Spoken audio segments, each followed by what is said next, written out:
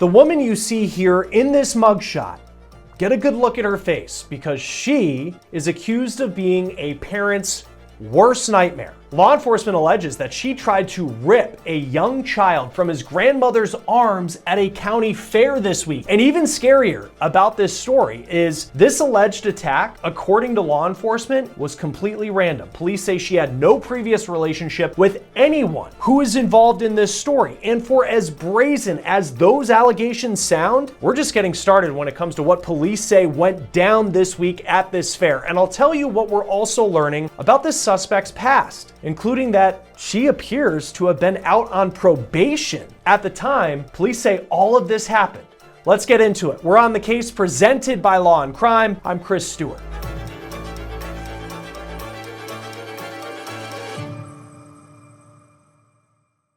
Maybe it's because I cover true crime for a living and we often talk about stories that are very important, but also very scary and very difficult to talk about, that I feel this way. But as a parent, when I take my kids out to maybe a sporting event, maybe a county fair, I get a little bit anxious. And it's really because of stories like the one that we're about to talk about that make me feel that way when we're out in public. I want you to take a look at the mugshot of Alexandra Kay Dawson. What she's accused of doing on Monday night is the type of thing that keeps parents up at night and makes them worried when they go to places like a county fair, which as a parent, you should never feel that way when you're going to a place for kids that is supposed to be fun. And the fair we're talking about took place in Queen Anne's County, Maryland, which is located right across the Chesapeake Bay from Annapolis. You're looking at Dawson's mugshot. And when I looked at her mugshot, just her facial expression stood out to me. There was like a smirk on her face. It almost felt like there was a lack of remorse, which is shocking considering what she's accused of. The Queen Anne's County Sheriff's Office says on Monday night they were called to the local county fair that's been going on there since 1942, and stuff like this just doesn't happen here, according to law enforcement. This fair is supposed to be a staple of the summertime in Maryland, as so many fairs are across the country, and this one doesn't appear to be the type of fair with like carnies and roller coasters. It's more of a livestock show, at least from the pictures that we saw on Facebook from years past. I'm just setting the scene for you. It also appears on Facebook that it's the kind of fair that is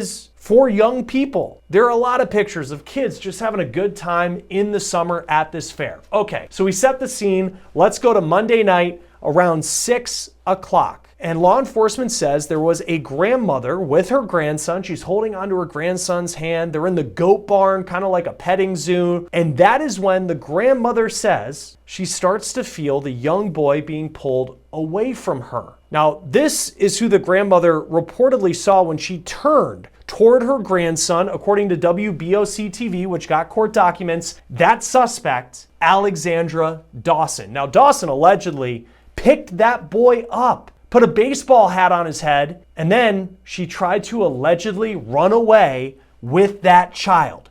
Terrifying. Now, the grandmother appears to have, according to what we're being told, fought back, probably with everything she could to try to stop Dawson from allegedly getting away with her grandson. And that is when someone who appears to be the hero in this story stepped in to help save this child. A man saw the altercation. He stepped in, and not only did he make sure that boy was able to get back safely with his grandmother and family, but he also held Dawson's arm to make sure she didn't get away before deputies arrived. Now, fortunately, the local sheriff does appear to have a presence at this fair, so presumably they were able to get to this situation quickly. They say they first detained a total of 4 people. They say it appeared that Dawson was at this fair with 3 other people. At this point, we don't know much about them or any relationship they had with Alexandra Dawson. But after investigating, law enforcement says Dawson acted alone. She's the only one who's charged in this case. Any attempted kidnapping is obviously terrifying. It's a terrifying story to tell as a parent, but what makes this one really stand out is that law enforcement says that Dawson had no relationship with that family, no relationship with the young boy. They believe this was a random attempted kidnapping. And she just allegedly saw this child and tried to rip him away from his grandmother. This wasn't even a case, which also would have been very bad, where you have a child that maybe wanders away from the family and then sadly a predator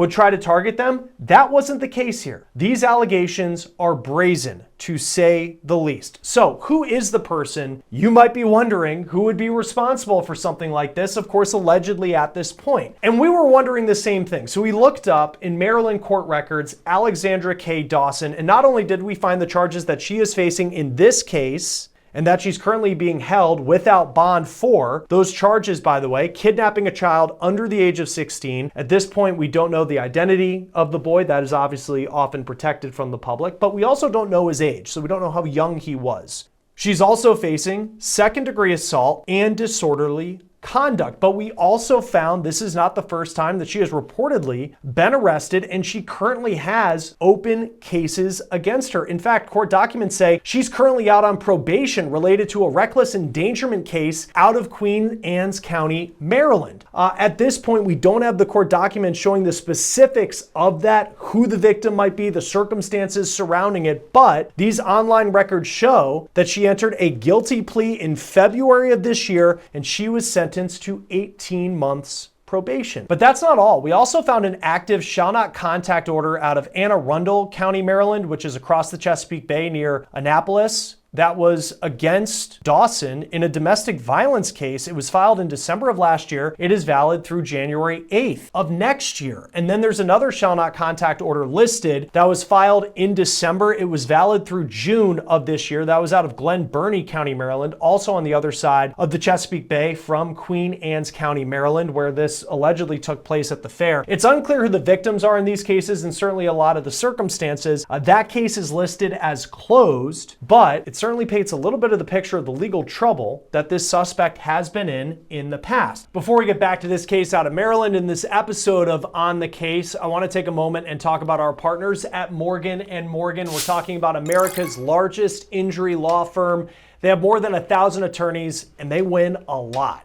They've recovered more than $25 billion from more than 500,000 clients. In just the past few months, a client in Florida received $12 million after the insurance company offered just $350,000. In Pennsylvania, a client was awarded $26 million. That is 40 times the insurer's $650,000 offer. Another client in Pennsylvania received $29 million after being offered only $500,000. Even if you don't think your case is worth millions of dollars, why not fight for what you deserve? Morgan & Morgan makes it so easy to start a claim. You can do it with just 8 easy clicks on your phone. So if you've been hurt and you need to start a claim, go to www.forthepeople.com/OTC. You can also scan this QR code on your screen or click the link below.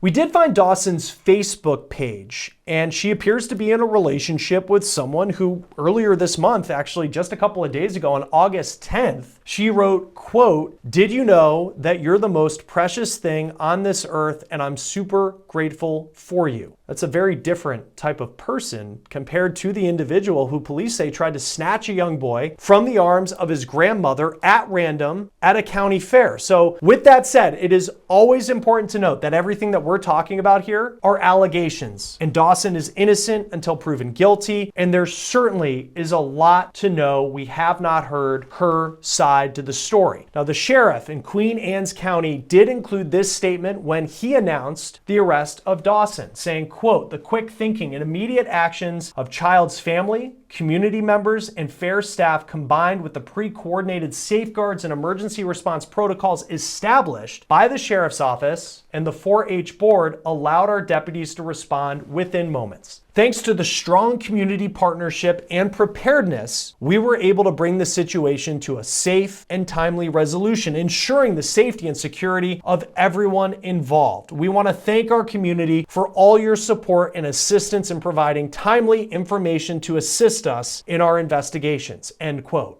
Joining us now to talk a little bit more about this case is Police Sergeant Kyle Schoberg, the host of the Shots Fired podcast. Thank you for taking the time, as always, to be with us here on Law and Crime. This case, it's just, for it to also be, according to police, just a random act that she didn't know the victim in this case. I mean, just how often do you see stories like this where there's just no connection? I would say, this is a stranger kidnapping type of case. Those are unusual, but I have seen cases similar to this where strangers have tried to abduct smaller kids. And what it boils down to, in my experience, is sometimes these people are under the influence of drugs, alcohol, mental health issues, and sometimes they don't know exactly what they're doing. Uh, but in this case, just looking at her booking photo, that may have been a reason for her to go ahead and try to take this little boy. Yeah, that booking photo stood out to me too. It was like this smirk on her face, and we don't know, police have not said whether they believe that there's any sort of drugs involved, or we know that she has a criminal record, but any sort of mental health issues. But I mean, for you, and you've been in the room, I'm sure many times these booking photos are taken. How do you typically read when you see a booking photo like that, as you're trying to assess a case and what police say happened? Well, I mean, you look at a booking photo like that, and you're looking at, we're trained to look at people's pupils and see if they're under the influence of maybe drugs or alcohol or whatever. So, I mean, you can, as law enforcement officer, you can look at somebody and look at their eyes, which is very telling, and be able to determine that. So, when I look at a booking photo and I see somebody who looks like that or appears like that, those are the things that I look at to maybe, I don't want to use the term justify what happened, but maybe give me a little bit of an inkling or a clue as to maybe why this happened. So, and it looks like someone gave her a shiner because she had a big old black eye going on. So, Yeah, there is a lot to take in just from that booking picture, and a lot to take in from apparently how all this went down, where you have this grandmother. We don't know the age of the victim in this case, but Dawson is accused of being able to pick him up and walk away with him, or at least try to. So I don't think we're talking, we know he's under 16, but probably under the age of a teenager. In these types of cases where you have like an attempted kidnapping, I guess how out of the ordinary is it for it to just be as it just stood out to me how brazen this was. This wasn't like this kid wandered away from his family and then you have that predator that's there waiting for him. In this case, it was he's holding the hand of his grandma and she allegedly tried to just rip him away. yeah, and that's what I'm saying. I mean, usually when stuff like that happens, the person clearly is not in the right headspace of what they're trying to do. And so, but it does, as a parent, I mean, it really makes you be cautious about who your surroundings, who's around your kids. I mean, keeping an eye on them. That's a really scary thought to think that you can't go to a fair and have someone there to try to take your kid while you're holding their hand. I mean, imagine if the grandma wasn't holding his hand. And then the thought is, well, what was this lady going to do with them after she took the kid? Because if I read the article correctly, it said she put a hat on the boy, or maybe to try to disguise him. I don't know, but yeah, so very bizarre. That is not clearly not normal. And so that was my thought was, well, what was her next move? And I'm glad that the grandma had physical contact of him because it's so easy. And I've seen it happen before where, you turn your back from your kid for 1 second and then you turn around and they could be gone. And so that's a scary thought. And apparently there was a good Samaritan that was there that stepped in, saw this altercation that was taking place, was able to make sure the kid got back to his grandma, but also grabbed allegedly her arm and kept her there until police were able to arrive. How often can that though be like a slippery slope? Because as much as that's like your second nature thing you want to do, and you want to make sure police can get the person that you perceive as being bad. If she hadn't done anything and you're as just a regular citizen detaining someone, what does the law say about that? Well, as a citizen, you are allowed to make citizens arrests. And cops are mandated to take those arrests from the citizen itself. And so I, I think, I think I look at this and I think to myself, well, thank goodness that a good Samaritan did step in and help this grandma and this young boy. But as far as detaining somebody, I mean, they have every right to hold her down in any physical capacity they need to keep her there, to wait for law enforcement to show up to effect the arrest. And I'm glad that they did do that because you don't want somebody like that out on the loose. A lot of times we do go to calls and people, they'll give us the information, but those people are gone. And so now you got to try to track those people down. It's often very difficult. Most of the time you don't. And so I'm glad that they did their part and held her down and waited for cops to show up. Oh, absolutely. I am too. I feel like there are some times then you hear the story that, oh, it seems like there's times that the law in certain parts of the country, might have an issue if you lay your hands on someone in that capacity. But it's good that she was there because now police can review her. Let's just say there's some mental health issues there, which clearly on the surface there may be, or maybe drugs. And that's, I'm not making, kind of an excuse for her, but if that's the reason she says this happened, how would the law and how she was charged play into that? Because there's not an excuse for it to happen, but to say, hey, I'm not like a human trafficker type person. I had too much to drink and I'm not trying to defend her, but this is why it happened. How would the law look at that type of argument? Yeah, I think that boils down to what state are you in, and even down to the county that you're in. The county that I work here in California, they have a new protocol. It's a mental health diversion program, and some people may not agree with it. But if you do commit a crime and you can articulate or prove that you have some type of mental health illness, rather than put you in jail, incarcerate you, or probation, they're giving this mental health diversion program out to people. So again, like it or not, a lot of counties and states are moving that direction. But if that were the case, they would have to prove that obviously that she does suffer from some type of mental health, and that'll be on her defense team to do that. But if that's the case, I mean, they have several different options that the district attorney can do, and that could be to lessen the sentencing. Who knows? I mean, they may. She was charged with a couple other, it looked like misdemeanor offenses, so they may drop those offenses and just stick with the kidnapping. But that's in a nutshell how that works, and she's going to have to prove that. I mean, kidnapping is just such uh, it's a serious charge, obviously. I mean, just even the term, and you think about what happened. I mean, the X's and O's of how this played out, whether it was a mental health issue or drugs or whatever it may be. I mean, how serious?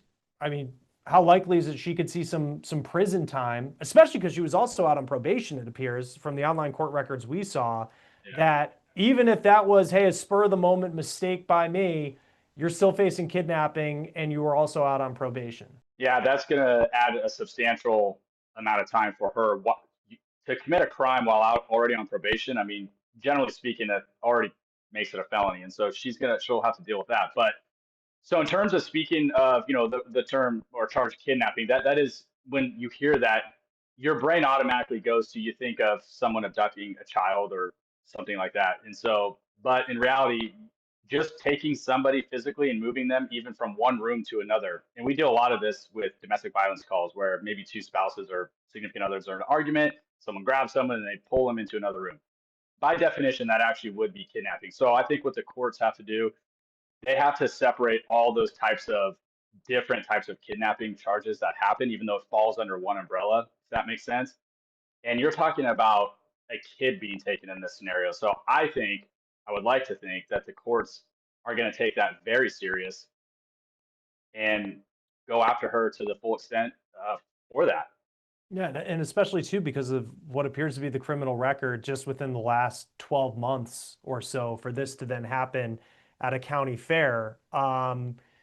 As far as I think for a lot of parents who watch this, because these allegations, I mean, this is the nightmare, right? If you're a parent, just someone would Yeah. come up and snatch your kid at an event when you're not expecting. And it seems like the grandmother, by holding the boy's hand, that was the right thing to do. This good Samaritan who stepped in to help detain the suspect in this case. But as a police officer who sees these types of cases, like what's the advice you give parents when you go to maybe a sporting event, a concert, county fair, and just making sure that these types of things don't happen? Yeah, the bummer thing is this is a traumatizing event for that whole family. I mean, they're never going to be able to trust going anywhere ever again without somebody trying to take their kid. I mean, that's very traumatizing. So in today's day and age, thank goodness we've evolved so much in technology. I mean, parents are putting air tags in their kids' shoes, backpacks.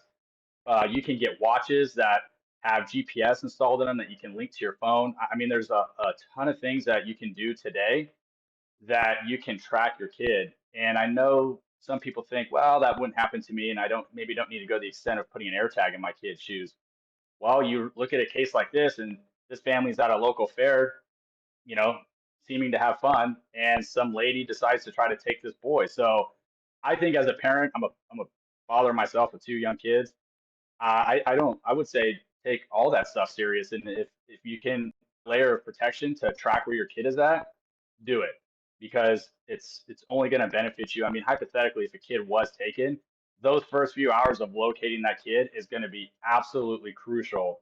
And if there's no way to track them, it is incredibly difficult.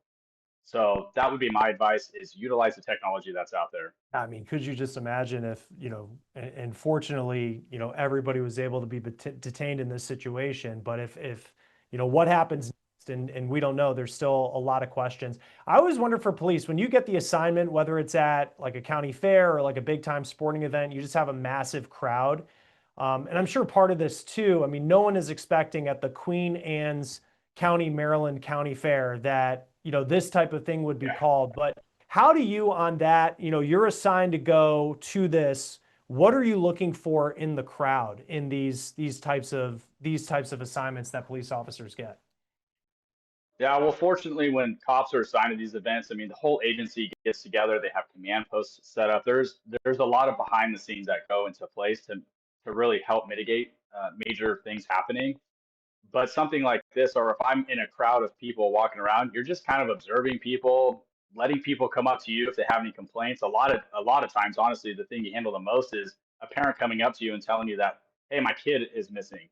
And once that happens, I mean, everybody gets involved to try to find the kid. But yeah, I mean, you're just out there showing yourself, you're being visible, letting the public know that, hey, we are here. Other than that, there's just not a whole lot you can do, other than hopefully maintain the peace. Yeah, and I mean, this was like a livestock show too, and I mean, it's just crazy that all of this played out in the like petting zoo for goats. But fortunately, Yeah. Well, it didn't end up being, that boy is back with his family, but what a traumatizing experience. Kyle Schoberg, yeah. host of the Shots Fired podcast, police sergeant. It's always great to have you on Law and Crime. Thanks for talking with us about this one. Cool. Thanks, Chris. It was good to see you guys.